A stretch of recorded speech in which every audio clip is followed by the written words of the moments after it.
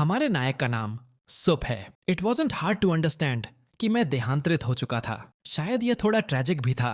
जैसे ही मैं यहाँ पहुंचा, मुझे ऐसे सिचुएशन का सामना करना पड़ा जिसकी मैंने कभी उम्मीद नहीं की थी। पिछले दिनों को याद करते हुए जब मैं एक ड्रीम से जागा तो सडनली मुझे पता चला कि मैं ट्रांसफर्ड हो चुका हूँ। यह मेरा इलेक्ट्रॉनिक आईडी कार्ड है। नेम, सब gender, male age, 18 year citizen of लजांगबाई सिटी। कई अन्य ट्रांसमाइग्रेंट्स की तरह मुझे भी एक नई आइडेंटिटी और नया नाम मिला। जिस वर्ल्ड में मैं आया हूँ वह अर्थ जैसा है, लेकिन यहाँ का साइंस और टेक्नोलॉजी हमारी धरती से कहीं ज्यादा एडवांस्ड है। यह दुनिया पहले ही इंटरस्टेलर ट्रैवल के एरा में एंटर कर चुकी है। बट सिर्फ साइंस और टेक्नोलॉजी ही सब कुछ नहीं है। इस दुनिया में सबसे ज्यादा इंपॉर्टेंस है सोल पेट्स की। यहाँ अनगिनत तरह के पेट्स एग्जिस्ट करते हैं जिनके पास एक्स्ट्रॉर्डनरी पावर्स हैं। यहाँ के स्पिरिट बीस्ट्स इंसानी सोसाइटी से बहुत क्लोजली जुड़े हुए हैं। स्पिरिट पेट्स काम और लाइफ के हर एस्पेक्ट में पार्टिसिपेट करते हैं, चाहे कॉम्बैट हो या फिर एक्सप्लोरेशन। हर जगह स्पिरिट पेट्स ही मेन रोल निभाते हैं।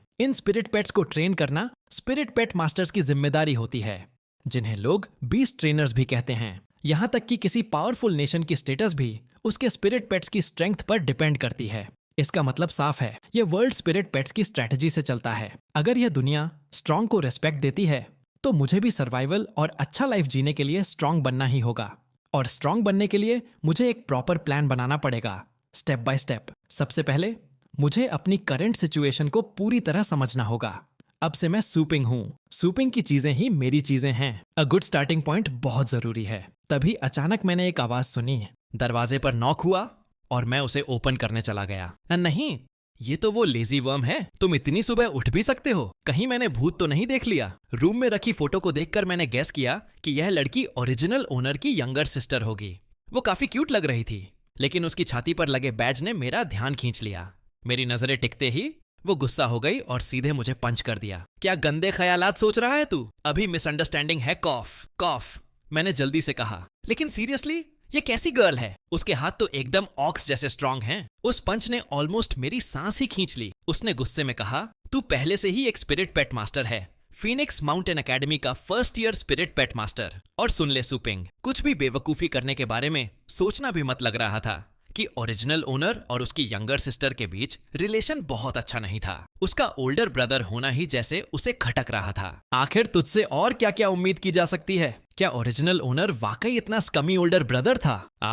क्या तूने सारी घटिया हरकतें भूल ही डाली? सूपिंग लोगों के बैग में बग्स भरना, उनके स्नैक्स खाना, टॉयलेट सीट पर ग्लू लगाना, टूथपेस्ट की जगह मस्टर्ड भरना और उनके शूज छुपा देना ताकि वो बाहर ही न जा पाएं। कैसी बेकार और डिस्गस्टिंग आदतें थीं ये, बिल्कुल यूजलेस स्कम जैसा। फिर उसने गुस्से में कहा, शॉर्ट में मैं तुझसे बस इतना कहने आई हूँ कि तुरंत जाकर स्पिरिट पेट स्टोर संभाल।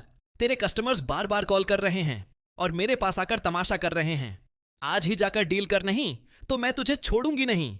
ये बोलकर उसने मुंह घुमाया और जाते जाते दरवाजा बैंक से स्लैम कर दिया। मैंने ओरिजिनली सोचा था कि ओरिजिनल ओनर बस नॉर्मल होगा, लेकिन अब लग रहा है कि उसकी इमेज काफी नेगेटिव और गंदी थी। वो तो एकदम पीस ऑफ ट्रैश निकला। हाथ में कुछ नहीं था। मुझे उम्मीद नहीं थी कि उसके पास सच में एक स्टोर भी होगा, लेकिन ये तो थोड़ा यूजफुल लग रहा है। सीन चेंज होता है प्रॉस्पेरस लॉन्गजोंग बे सिटी में। मैप के हिसाब से सूपिंग उस स्टोर तक पहुंचा।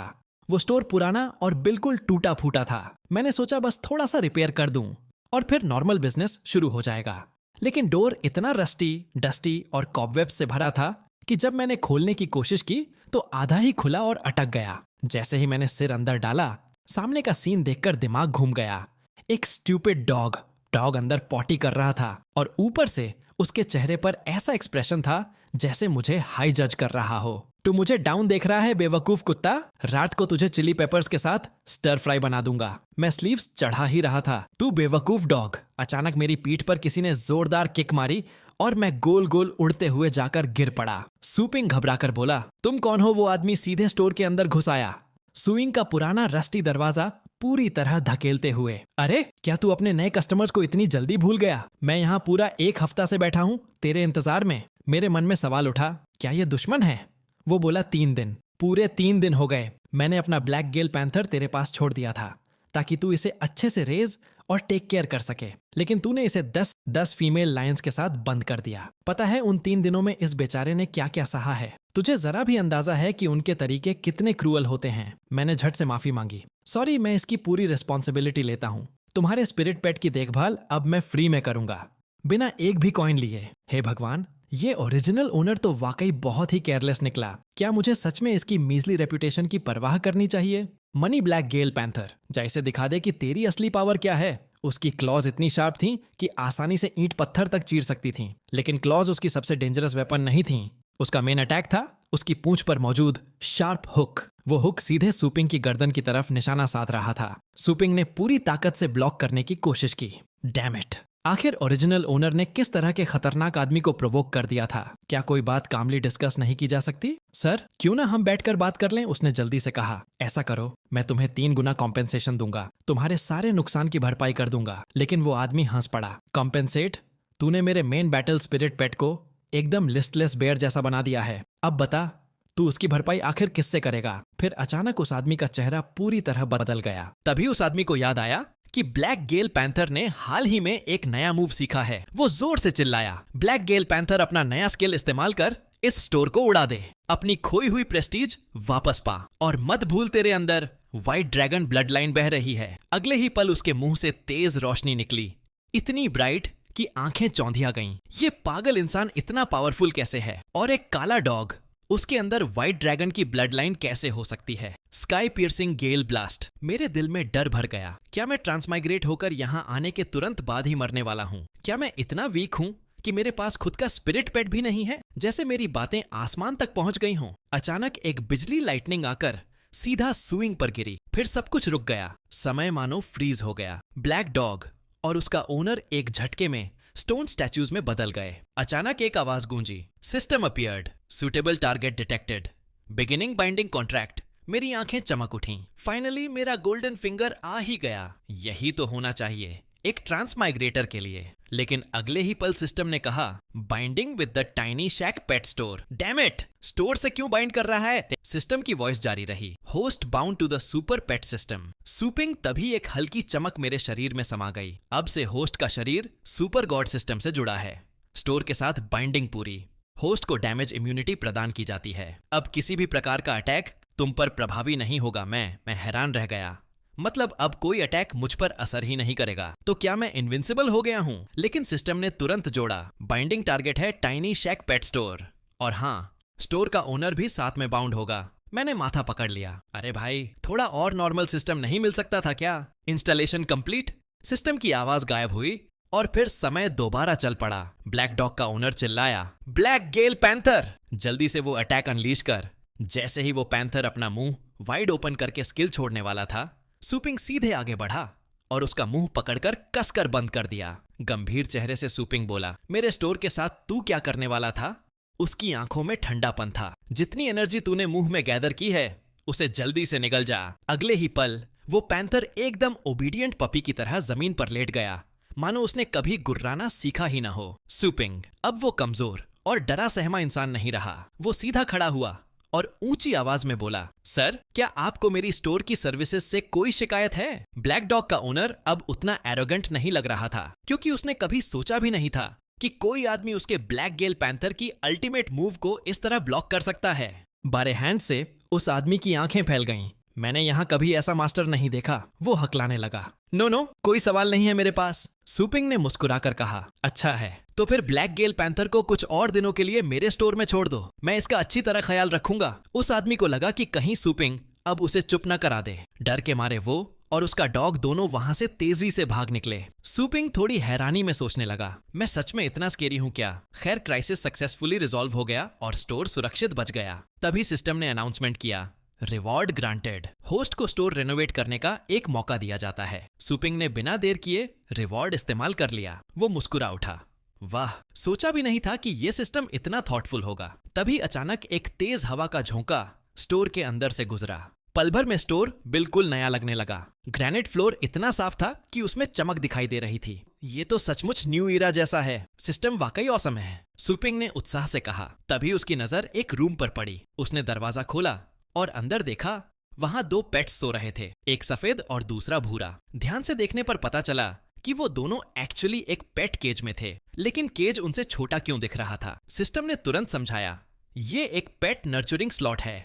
इसमें जो भी पेट भेजा जाता है वो ऑटोमेटिकली श्रिंक होकर स्टैंडर्ड साइज में आ जाता है। स्लॉट का मेन इफेक्ट है कल्टीवेशन, और साथ ही इसमें हीलिंग इफेक्ट भी होता है। सुपिंग की आंखें चमक उठीं। ये तो अमेजिंग है, उसने हंसते हुए पूछा। लेकिन अगर वो बेवकूफ डॉग अंदर जाकर पॉटी कर दे?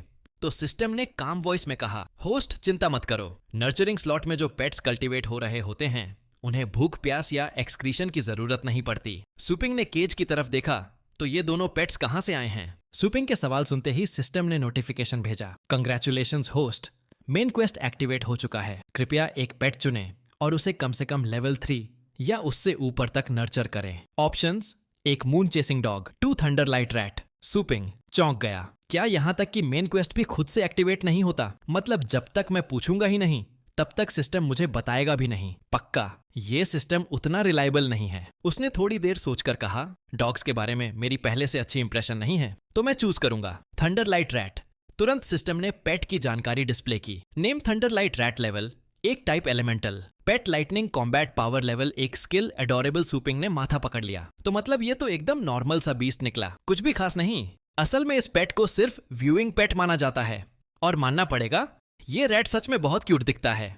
सुपिंग ने हैरानी से कहा, एडोरेबल एक स्किल है और नाम थंडरलाइट रैट है, तो इसमें थंडर और लाइटनिंग कहाँ है? सिस्टम ने कामली समझाया, पेट्स अपने ओनर की ट्रेनिंग कंटेंट पर डिपेंड करते हैं। जैसे जैसे ओनर उन्हें ट्रेन करेगा वैसे वैसे ये नए स्किल्स कॉम्प्रिहेंड करेंगे। सुपिंग कुछ और पूछ ही रहा था कि तभी सिस्टम की voice Gunji, selected pet will enter nurturing interface in 10 seconds, thunder cloud realm initialising. अचानक सुपिंग के पैरों के नीचे की जमीन फट गई और एक ब्लैक होल प्रकट हो गया। सुपिंग और छोटा रैट दोनों घबराकर नीचे गिर पड़े। सुपिंग ने मार्शल आर्ट्स स्टाइल में गिरते हुए कुछ समरसॉल्ट्स मारकर बैलेंस बना लिया, लेकिन बेचारा छोटा रैट सीधे धड़ाम जमीन में जा टकराया।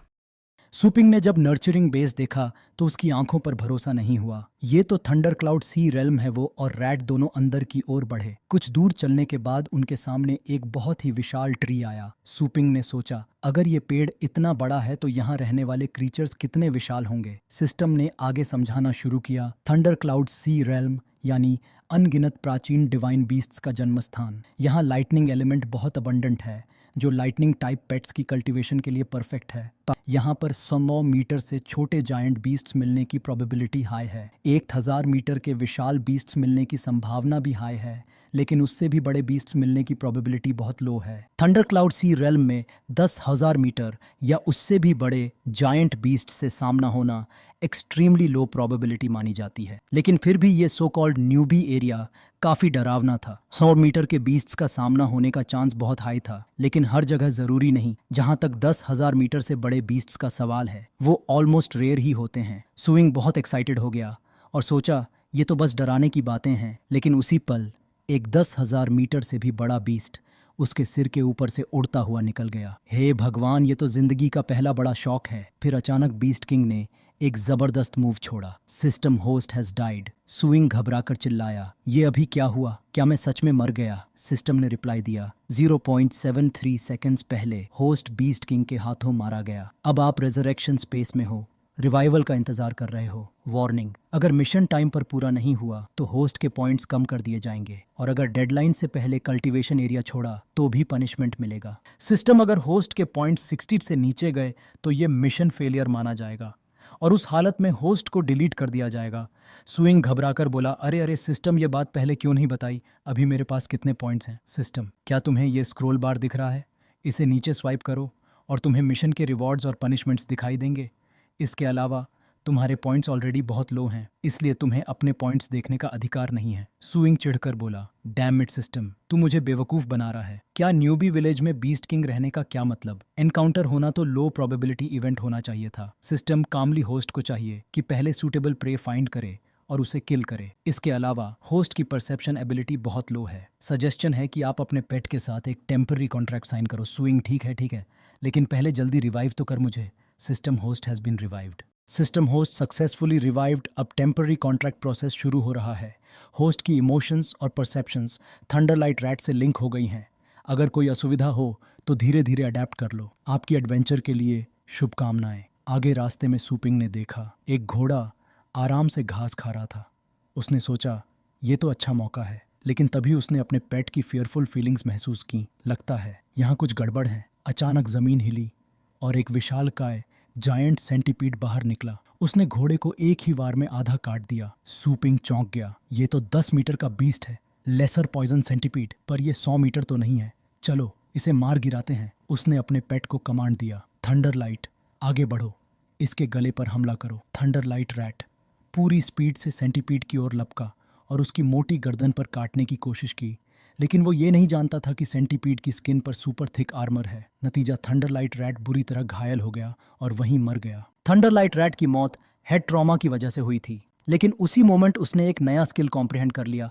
कॉलिजन पर इस स्किल को यूज करने के लिए उसका रिवाइव होना जरूरी था। सूपिंग सोचने लगा, गुड थिंग कि सिस्टम ने इन्फिनिट रिवाइव एबिलिटी दी है, वरना अगर मेरे पास 9 जान भी होती तब भी मैं इतना रेकलेस मूव करने की हिम्मत नहीं करता। System, thunder light rat has been revived. Revive होते ही थंडर लाइट रैट ने सूपिंग के आदेश मानकर नया अटैक मेथड डिस्प्ले किया। अब वो बेवकूफ़ी से आर्मर पर सीधा नहीं टकराया, बल्कि पूरी ताकत से उस सेंटीपीड की पीठ और पेट के बीच वाले गैप पर जोरदार कलिजन किया, और ये काम कर गया। अटैक इफेक्टिव था। सूपिंग खुशी मनाने ही वाला था कि तभी पास ही छुपा एक और जायंट पॉइजन सेंटीपीड अचानक निकला। उसने सूपिंग को आधा काट डाला। इधर थंडर लाइट रैट की हालत भी खराब हो गई। उसकी इंटरनल ऑर्गन्स बुरी तरह से फट गईं और वो फिर से मर गया। सूपिंग चीख पड़ा, revive revive, thunder light rat, तुम हारना मत, परसिवियर करो, जल्दी रिवाइव हो जाओ। बार बार रिवाइव होकर थंडर लाइट रैट लगातार कोलिजन स्किल का इस्तेमाल करता रहा। धीरे धीरे उसकी बिजली इवॉल्व होकर थंडर लाइटनिंग ट्रांसफॉर्मेशन में अपग्रेड हो गई। ये ताकत इतनी जबरदस्त थी कि किसी भी डिफेंस को तोड़ने की एबिलिटी रखती थी। सूपिंग ने सोचा, ये स्किल कितनी इफेक्टिव है ये तो ट्राई करने के बाद ही पता चलेगा। फिर थंडर लाइट रैट ने पूरी स्पीड से स्पिन करके सीधे सेंटीपीड्स की स्वार्म में जंप मार दिया। Attack complete. कॉम्बैट पावर बढ़ी, स्ट्रेंथ एक लेवल ऊपर, मिशन प्रोग्रेस परसेंटेज भी आगे बढ़ी। लेकिन इस पावरफुल अटैक के बाद थंडर लाइट रैट का पूरा बॉडी टैटर्ड हो गया। लग रहा था कि उसकी स्टेमिना सिर्फ एक बार थंडर लाइटनिंग ट्रांसफॉर्मेशन अलाउ करती है। अब उसे रेस्ट लेकर नया शिकार ढूंढना होगा। तभी अचानक आसपास की जमीन जोर से हिलने लगी। सूपिंग घबराकर सोचने लगा, क्या ये अर्थक्वेक है? लेकिन नहीं, ये तो और भी डरावना था। सामने से एक पूरी swarm of giant poison centipedes निकल आई और उनमें से हर एक 100 मीटर ऊंचा था। जैसा अंदाजा था, असली अडल्ट सेंटीपीड्स आ चुके थे। अडल्ट सेंटीपीड्स यंग वालों से कहीं ज्यादा स्ट्रांग थे। वो सच में सूपिंग और थंडर लाइट रैट को अच्छी खासी मुसीबत दे रहे थे। सूपिंग ने अपने पेट को देखा। वो एग्जॉस्शन से हाँफते हुए जमीन पर पड़ा था। उस पल उसके मन में हार मानने का ख्याल आया। एनिमीज बहुत ज्यादा हैं, चाहे जितनी बार रिवाइव कर लूं, जीतना नामुमकिन है। तभी एक सेंटीपीड सूपिंग के सिर को काटने ही वाला था कि थंडर लाइट रैट ने अपनी पूरी विल पावर जुटाई और दोबारा थंडर लाइटनिंग ट्रांसफॉर्मेशन अनलीश कर दिया। ये मूव बिल्कुल लास्ट मोमेंट पर आया और सूपिंग को बाल बाल बचा लिया। जब तक सांस है तब तक उम्मीद है, हालात पलट सकते हैं। सूपिंग ने अचानक अपने दिमाग में पेट की विशेष सुनी। उसने ठान लिया, चाहे जान चली जाए, मैं आखिरी सांस तक लड़ूंगा। और फिर शुरू हुआ मौत और रिवाइवल का सिलसिला। सूपिंग और उसका पेट बार बार मरते और रिवाइव होते रहे। शरीर तो रिवाइव होकर ठीक हो जाता था, लेकिन उनकी थकान हद से ज्यादा बढ़ चुकी थी। सूपिंग और उसका पेट दोनों पूरी तरह आउट ऑफ ब्रेथ थे। तभी सिस्टम फाइनली प्रकट हुआ और बोला, सिस्टम, ये सब तुम्हारी मेंटल स्ट्रेंथ की डिप्लीशन की वजह से है। फ्यूचर में जब भी कॉम्बैट पावर ट्रेन करो तो साथ में अपनी मेंटालिटी भी स्ट्रांग बनाना जरूरी है। सूपिंग ने सोचा, ओह तो ये बात है। चाहे कार कितनी भी अच्छी क्यों ना हो, बिना गैस के बेकार है। थोड़े से समय का फायदा उठाकर थंडर लाइट रैट रॉक्स के पीछे छुपकर हल्की हल्की चर्पिंग करने लगा। इसी बीच सूपिंग ने महसूस किया कि यहाँ का टेरेन उस जगह से काफी अलग है जहाँ जायंट पॉइजन सेंटीपीड था। असल में वो अब तक जिस जमीन पर खड़ा था वो कोई साधारण जमीन नहीं थी। वो दरअसल एक स्टोन टेंटिकल मॉन्स्टर था, 10 मीटर लंबा बीस्ट। ये क्रीचर बेहद अगली था और लड़ाई भी गंदी ट्रिक्स से करता था। अचानक उसने सूपिंग की ओर जबरदस्त एसिड स्प्रे कर दिया, लेकिन सूपिंग की क्विक रिफ्लेक्सेस ने उसे बचा लिया, वरना वो एक ही पल में खत्म हो गया होता। मिशन पूरा करने के लिए सूपिंग ने थक हारकर भी थंडर लाइट रैट को आदेश दिया, पूरा दम लगाकर अटैक करो, सबको तुम्हारी ग्रोथ दिखनी चाहिए। कई बार हारने और रिवाइव होने के बाद आखिरकार मिशन कंप्लीट हुआ। होस्ट रिवाइव हुआ 69 बार, थंडर लाइट रैट रिवाइव हुआ 800 बार। कुल मिलाकर पूरे 170 अटैक्स के बाद सक्सेस मिली। सिस्टम ने अनाउंस किया, थंडर लाइटनिंग ट्रांसफॉर्मेशन अपग्रेड होकर थंडर फ्लैश बन गया है। थंडर लाइट रैट ने नया स्किल कॉम्प्रिहेंड किया है। Thunder shadow clone reward item unlocked.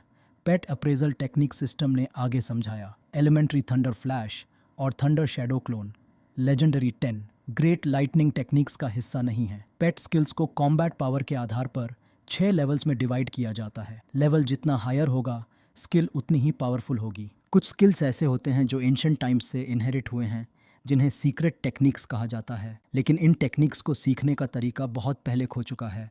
अब सिर्फ वही टॉप क्वालिटी स्पिरिट पेट्स जिनकी एप्टीट्यूड एक्स्ट्रॉर्डिनरी होती है, वे ही इन्हें कॉम्प्रीहेंड कर पाते हैं। सिस्टम ने भी इस बात की पुष्टि की। थंडर क्लाउड सी रेल्म में लाइटनिंग एलिमेंट की प्योरिटी बेहद हाई है। थंडर लाइट रैट ने countless bar life and death situations का सामना किया और अंत में एक सीक्रेट टेक्निक कॉम्प्रीहेंड कर ली। इसमें कोई अजीब बात नहीं है।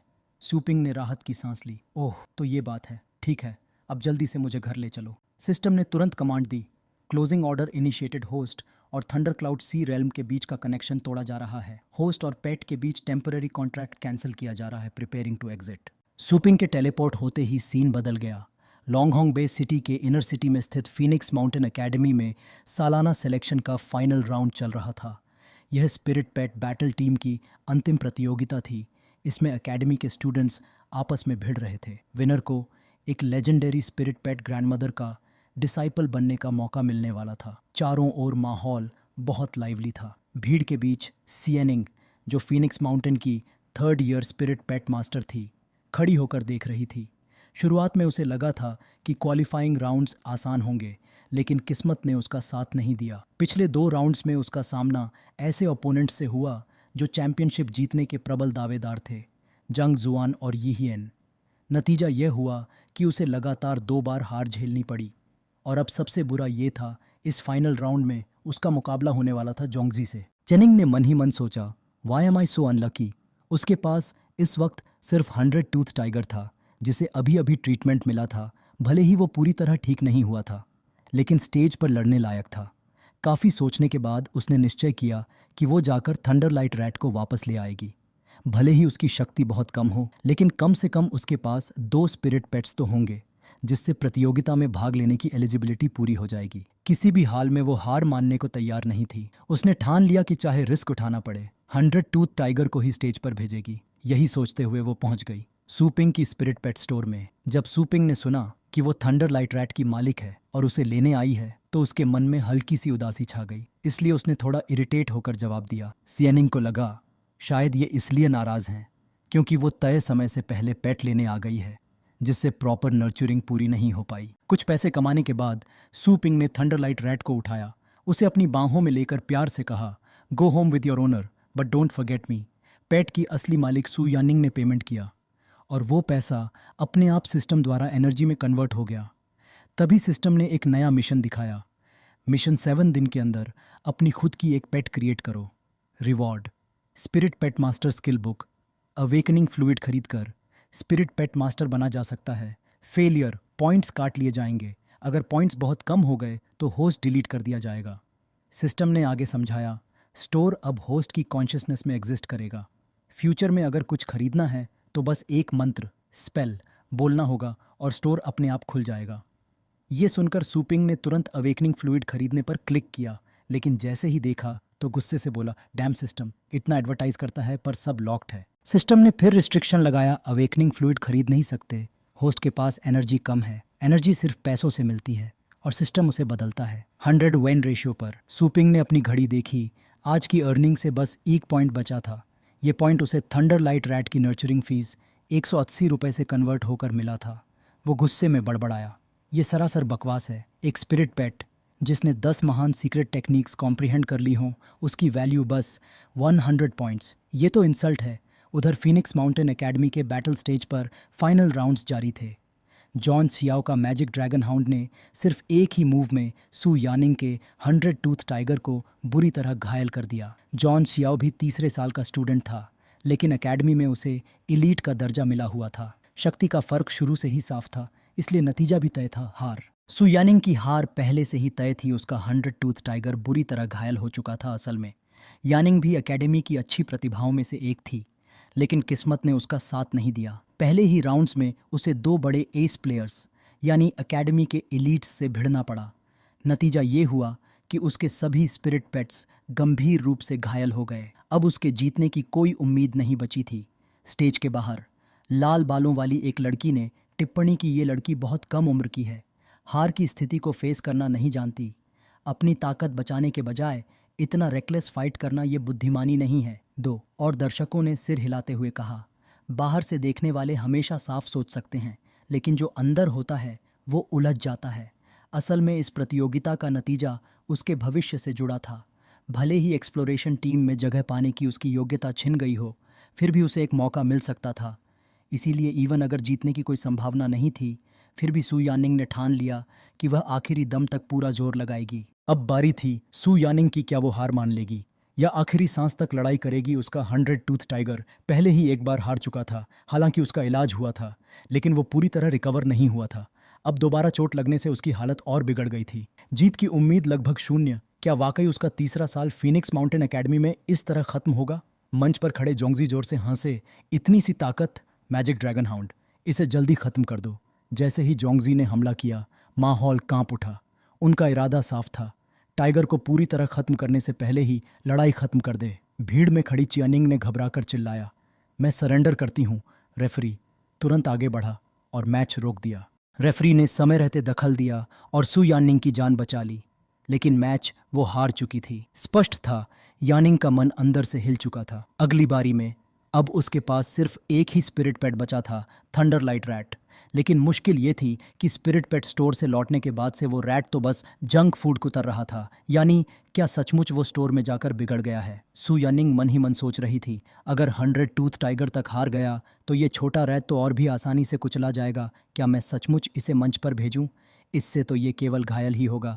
तभी होस्ट की आवाज़ गूंजी, लेडीज एंड जेंटलमैन, नियमों के अनुसार सू यानिंग के पास अब केवल थंडर लाइट रैट बचा है जो प्रतियोगिता में उतर सकता है।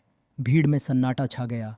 सू यानिंग के दिल में सवाल था, क्या मैं सचमुच इसे लड़ने भेज दूं? भले ही मेरे पास इसे लेवल अप कराने का सीक्रेट हो, लेकिन एक लेवल 1 रैट सिर्फ कुछ देर के लिए ही टिक पाएगा। सिस्टम ने संकेत दिया कि थंडर लाइट रैट की शक्ति लेवल 3 तक बढ़ सकती है, लेकिन होस्ट ने जोर से घोषणा की, सभी जानते हैं कि अगर एक लेवल 3 मैजिक ड्रैगन हाउंड का सामना लेवल 1 थंडर लाइट रैट से हुआ तो नतीजा सिर्फ एक तरफा पिटाई ही होगी। भीड़ में अलग अलग आवाज़ें गूंज उठीं।